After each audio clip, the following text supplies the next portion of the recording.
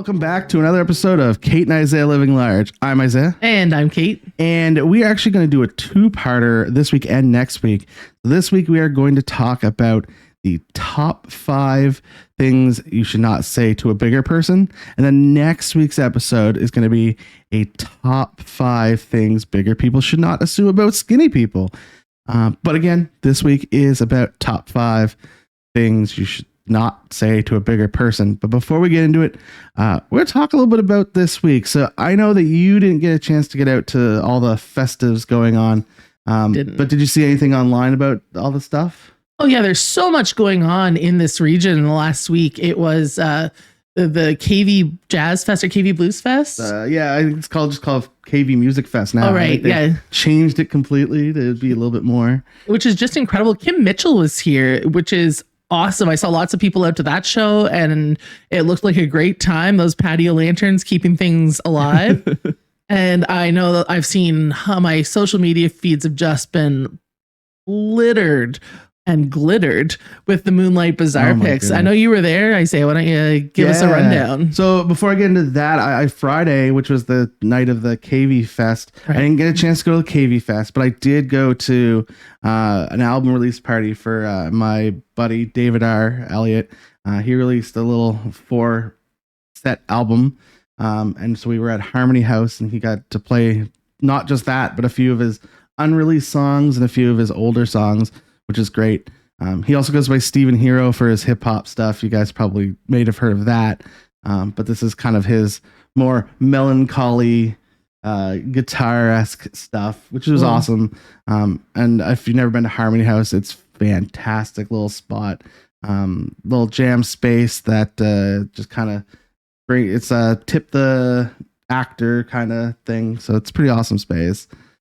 Well, you know, how does his hip hop influence his more melancholy stuff? Do you find there's a great connection there? Just musically speaking, I'm not familiar with his music at all. Yeah, so he did hip hop. Me and him have been friends since like high school, like grade 9. And he just kind of was super into hip hop then, but he started his band David R. And doing kind of more of the melancholy stuff. And I guess that this time around we were talking about, and he normally when you're making music, that like the band style music, you kind of in conjunction with writing the song, make the beat. And this time, because of his hip hop stuff, he was saying like, you know, I kind of went in making the beat first, and then found the song that went with it, which is an interesting little way of doing it outside of. And of course, now that he's done that, he can go back to the hip hop and kind of vice versa stuff, which is cool. Yeah, that's awesome. Yeah. But then Saturday was Moonlight Bazaar. So it got delayed by a week, which I think hindered it a bit. Oh, yeah? Yeah. So from what I understand from people I've talked to, last weekend, all the hotels were basically booked solid. Okay. And then this weekend, it was not. It was like maybe 3%, maybe a little bit more. But in the hotels, but it didn't stop people from filling the streets. Any picture I saw looked like it was a highly successful event. Oh, it was definitely highly successful. I don't think it was as busy as it was last year or would have been last weekend. Right. But I think, yeah, it was definitely still super successful. Like the core spaces, around specifically around the intersections where the Moon and Mars were crazy busy. Once you got outside there was a little bit more space to move around, which I kind of liked better because it was a little bit more easy you go into the center, you enjoy whatever you did. And I'll probably post alongside here a video of DJ Demi performing. He did a pretty awesome job. I tried to get like almost in the center for that to film some of that, but it was really cool. We got into the center there and there was lots of people. Then you got kind of the outskirts and stuff. That was great. They definitely did a good job this year with the pre-sale of the tokens for drinks and stuff too, which is perfect because you could like actually just go and buy those early at 5 and dime and then go into just to the tents where staying in line for a token and then staying in line for drinks. Yeah, that's awesome. The acts were great. I didn't get really a chance to see too much of the live band stuff down on the Myers section. I spent a lot more time up in the DJs section with DJ Demi, great guy. He's a pretty local DJ who Plays a lot at Five and Dime on Fridays. He's pretty awesome. And then they had brought in Octopussy again. Cool. Who is always pretty cool. She actually played at the Queen Square Farmers Market. Yeah, I saw a picture from there yesterday. Yeah. And she's pretty awesome. But it was overall it was a really, really good event. I think there are something to be said about having it this long weekend. I think if it was pre-planned to happen this long weekend, it probably would have been huge. Yeah, because I was thinking about what you were saying about it kind of affecting it, but the pouring rain the weekend before would have also affected the numbers that came out, I think. Locals, maybe. Yeah. So it's like a catch-22 in terms of event organization. And I actually feel really bad anytime any kind of criticism is delivered to an event organizer as someone who's planned events, because I'm like, they're all doing the best they can. Oh, yeah. No, it's hard to like pre-plan all that stuff. And yeah. You can't predict the weather. And like, I think from all the pictures I saw, and I might have been a better attendee if I had actually gone, but I had actually been to Spednick Lake all day to visit friends who were camping and went swimming. And by the time I got back to town, when you spend a day in the sun like that, I was so exhausted that I was like, I'm just going to stay home. Yeah, no, I get that. I had an old man nap before I went. So, nice. Yeah, it was pretty good. Good for you. And then I went out and enjoyed till late. How late do the festivities go on? The like DJ and all the actual live stuff I think stopped around midnight, but the streets were jam packed and everything was like jam packed. I left at like 1:30 and they were still jam packed. And from what I understand, a few of the bars actually got special permission to stay open till 3. Yeah, I heard that actually. Day, I think, was the main one. That was where the after party was. Right. I heard the R Bar stayed open that late as well. Yeah. I think Woodchucks also got permission to stay open till 3. So that's interesting. And which is really great to see an event work with the local establishments, because there's some argument that, well, if you're having this event, they're never going to go fill the local places. But if you bring that many people uptown, they're going to fill the local places and people are going to make some money. Yeah. Which is great. No, it was definitely, it was crazy, like busy all through the night. Again, I was gone by 1:45, 1:30. I was just like, yeah, I'm out. My old man nap's not cutting it any longer. No, I was ready to go home before, as people say, nothing good ever happens after 2:00. Yeah, right. So on to our listicle style episode. And this is the top 5 things that we feel, and maybe there's others, and if you have others, chime in the comment section. But top 5 things we feel you probably shouldn't say unsolicited to a bigger person. Yeah. And if you have your book there handy, I have my handy dandy list that we wrote out. So number 5, not to assume or ask why someone is fat. Yeah. So this one I can speak to personally. A couple of years ago, a fellow who was living with me brought a guy home. That sounded worse than it was, but brought a friend over, which was fine. And as you know, sitting in my house, didn't know anybody was coming over, but whatever, I was painting my nails or something. And the 3 of us were having a pleasant enough conversation. And then this man looked at me and said, "What's wrong with you? Like, do you have a thyroid issue or what?" And then in my head, I was like, how am I sitting in my own home talking to a stranger being fat shamed right now? Right. And, and that kind of thing happens more. That was a pretty extreme example, but that kind of thing happens more frequently than you'd think, where somebody just flat out asks perfect strangers, be like, and they do it. I don't think they intend to be insulting. Yeah, no, 100%. I think it's just meant to like be a conversation piece. Right. But at the end of the day, if I don't really know who you are, or we don't really talk, don't assume that I have a disease that has caused this. Right. It's like asking a pregnant woman if she's pregnant. Don't ever do that. If you think that's ever okay, it's not ever okay to ask a pregnant woman if she's pregnant. True. Or to ask a woman if she's pregnant in general. Period. Or a femme presenting person, whether they're pregnant or not.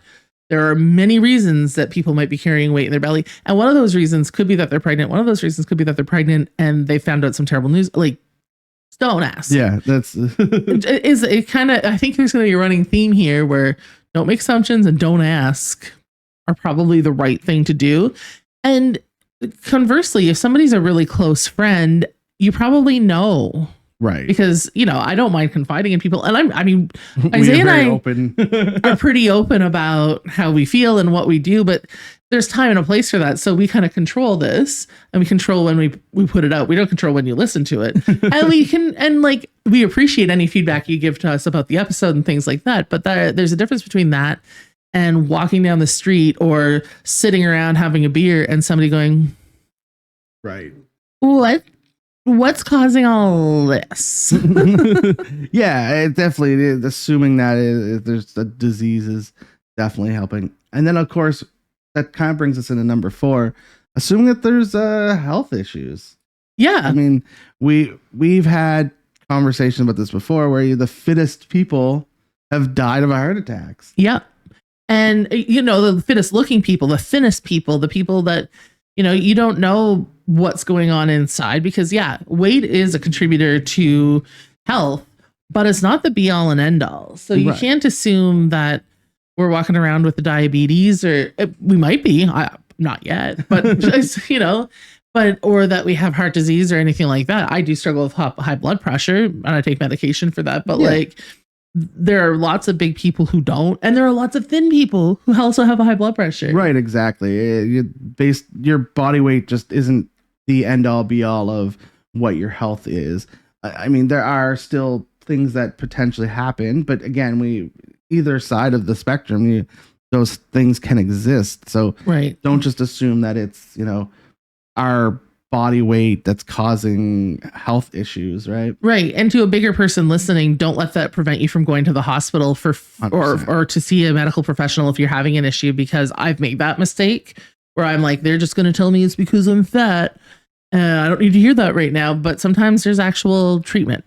Right. And to that point, I think sticking up for yourself and your what you want medically, because and I think that we've talked about healthcare before. Yeah, that it's definitely changed a lot since we were growing up. Right. But to make sure you stick up for your own healthcare as well. That I want things, making sure you're doing your research as well, and not just discourage that medical professionals. No, and listen to your medical professionals too, because what they have to say, right? Yeah, don't do. I did my own research. Don't do your own research. Yeah. Actually, don't watch us and assume you're doing research. Yeah, we are not doctors. So then number 3, don't suggest unsolicited diet advice. Yeah, if you think that you having lost 20 pounds 10 years ago gives you the credentials to walk up to me and tell me how to better lose weight, it doesn't. Yeah, and we're talking unsolicited. If we talk to you and we're talking about diet, that's a whole different thing. Kettle of fish. Read the room. Right. I actually had this thing happen to me years ago, and it was by very well-meaning individuals who I quite like. But I was working at a job, and it was a customer service job. It was in the public, and I was standing at the customer service desk. It was a pretty slow night. And these 2 women who were a little older than me walked up to the desk where I was working, again in a public place, and said, "We're really concerned about you, and we really want to help, but we really need you to look after yourself and maybe come to the gym with me and then do this."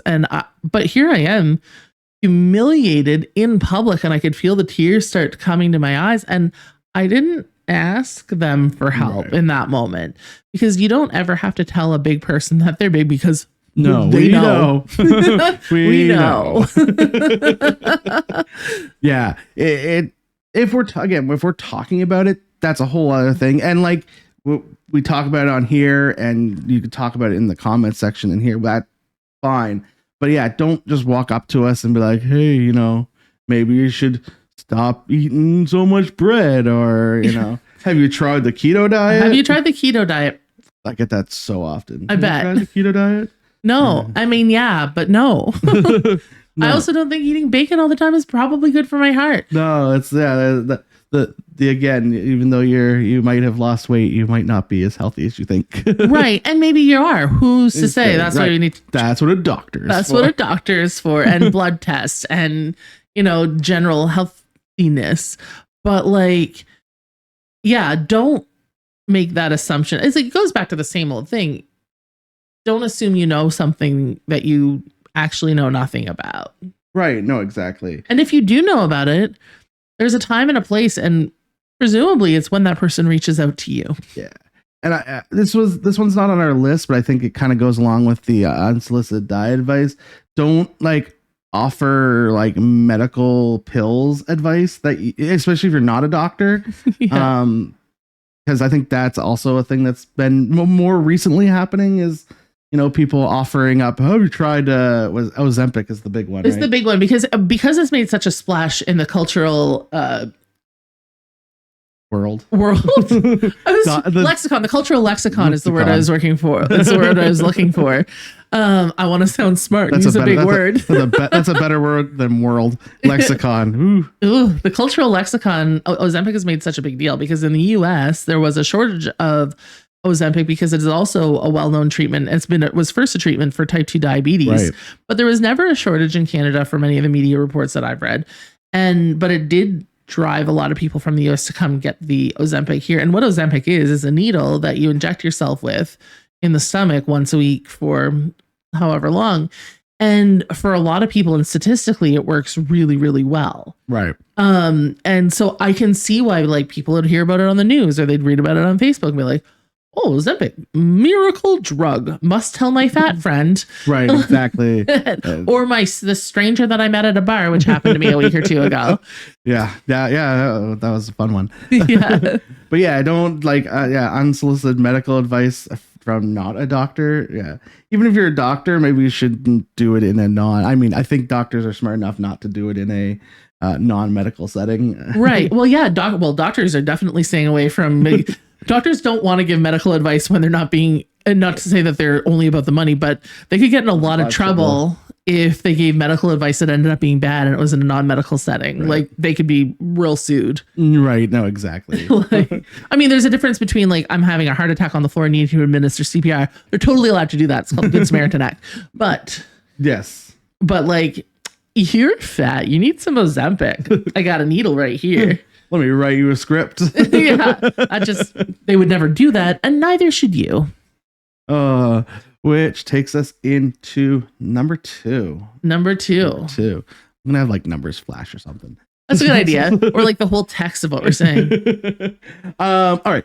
So number two is, what is it? Because I just looked at it 2 seconds ago. Don't congratulate us on just doing something that naturally you should be able to do. Yeah, it's a weird thing, and we're both people that appreciate attention. Yes. I like being the center of attention, as do I. And that is why we have a podcast. Yeah. But this happened when we did the beer run, and people are so well-meaning, but lots of people were giving congratulations all around. That's right. Cool. Don't not congratulate me because you're congratulating everyone else. That's awesome. But there are people that would come up to me in particular, Isaiah in particular, and be like, good for you. Wow. And we're like, yeah, we came last place in a 5K and then we're drinking some beer. It's sort of good for us. It's better than not doing it, but it's not great. That is a basic thing people should be able to do is walk 5 kilometers. But and then it's just doing things that, people should just be able to do.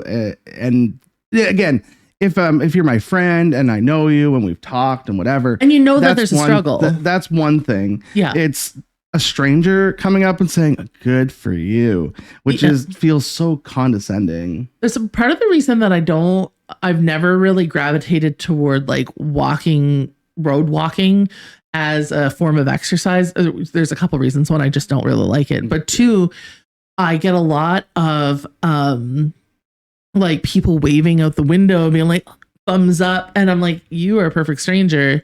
Right. You are not doing that to everybody walking down the road right now. You're doing this because it looks like it's hard for me. Right. And you're separating it out from us. And that's definitely, it doesn't feel good either. Like, even though you're might try to feel like you're being meaningful and supportive, if you don't know me, it just comes off as a little bit condescending and doesn't make me feel good either. No, that's very different than my hype crew at Afterburn Fitness, because those are people that I've gone to the gym with since January, and I love the hype from them.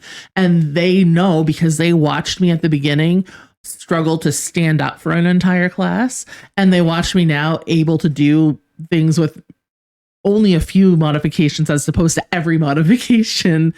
And that is different. That level of congratulations, that is a real, people who've seen a real accomplishment. Right, exactly. And that I love. And please never stop. Yeah, no, exactly. There's a difference between people that have seen what we've gone through, and even like you guys watching at home. Yeah, that's different. At home. Congratulate us all you want. Because you listen to our experiences. You've heard us complain about things. So that's a whole other side of things. It is just the random stranger who's just like, good for you. Yeah, the other thing I'll say is around our last episodes that we recorded, I had posted a progress shot on my own social media, and where I like officially reached the 50-pound mark and showed like a progress shot picture. And there are a number of people who saw it on my Facebook. So if you're on my Facebook, we have some level of connection, and would like a couple of people approached me in the street, and this was really heartwarming. And they were like, "You've inspired me to like unpack the treadmill in my house again." That's amazing, and I really appreciate that. Right. That is a different thing, because that's something that I've put out into the universe, like this podcast. Like we're putting this out here. That's totally fine to comment on, because if we said, "Here it is," oh, don't talk to us, that would be rude. Yes, that's completely different. Yeah. And those other ones where they're like, "Oh, you've inspired me to do this and that."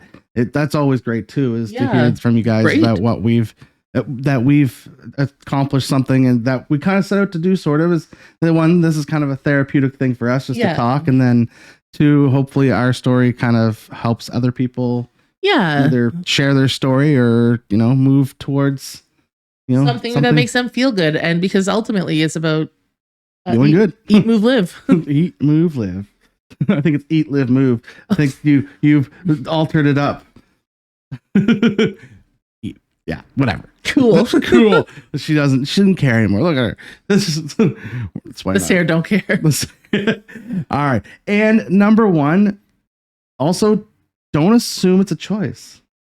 Yeah. Don't assume that I ate my way here because I wanted to, or because I'm lazy, or because whatever.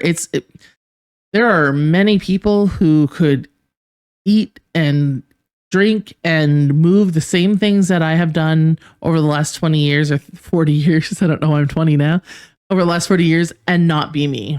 Right. Because there's so many factors that leads to our weight. So it's been an assumption for a long time that this is a choice that people make. It's like being an alcoholic. You choose to take that first drink, but you can't control that you're an alcoholic inside. You can work against it. And the one difference between alcoholism and this is that, and I'm not saying it's easy, because it's not an easy thing. You can stop drinking and never touch a drop of alcohol again when you make that choice. And not that it's a choice, when you can limit yourself, you can avoid everything to do with alcohol. Again, not that it's easy. You have to eat to live. Right. So if you have a food addiction, you have to it's really about that moderation situation. And in a perfect world, so would drinking. Right. And so would alcoholism. It'd be like, I can moderately have one beer today, and that would be wonderful. But with alcoholism, you can't. I don't know. I'm making this analogy. Please save me from myself. All right. So assuming that, someone has chosen to be a bigger person, it kind of goes along with our number 5 on the other spectrum, right? Yeah. Is, don't assume, number 5 was don't assume that it's a medical issue, but on the other side of the spectrum, it could be a medical issue. So we have to, you have to assume not to assume. That's the key. Just ultimately, all of these boil down to don't make assumptions and don't speak. I mean, look at us as people first. That's kind of the key thing. We are people. We're not any different from anyone else. I mean, I'm a little bit crazy, but that's fine. But yeah, just in general, you shouldn't be assuming. And you know, when we talk about our top 5 things bigger people shouldn't think about skinnier people, you'll see a very big comparison of assuming. Absolutely. But I think we are ready to move into our second episode. I think break this one for now. So again, next week we will bring out our top 5 things bigger people should not assume about skinny people. But until then, if you want to help support us and get that third mic so we can bring some guests back in, we do have the Buy Me a Coffee link in our link tree, as well as, I don't know, whatever the description will be in there as well. But until then, where can people find you on the internet? People can find me at the Caitlin Dean on X, at Fat Caitlin on TikTok, Kate and Isaiah Living Large on Facebook, and Caitlin Dean on Facebook. And other things. And I am at Maritime Brews on all of the social medias. But until next time, thanks for listening. Bye. Bye. Don't forget to like and share.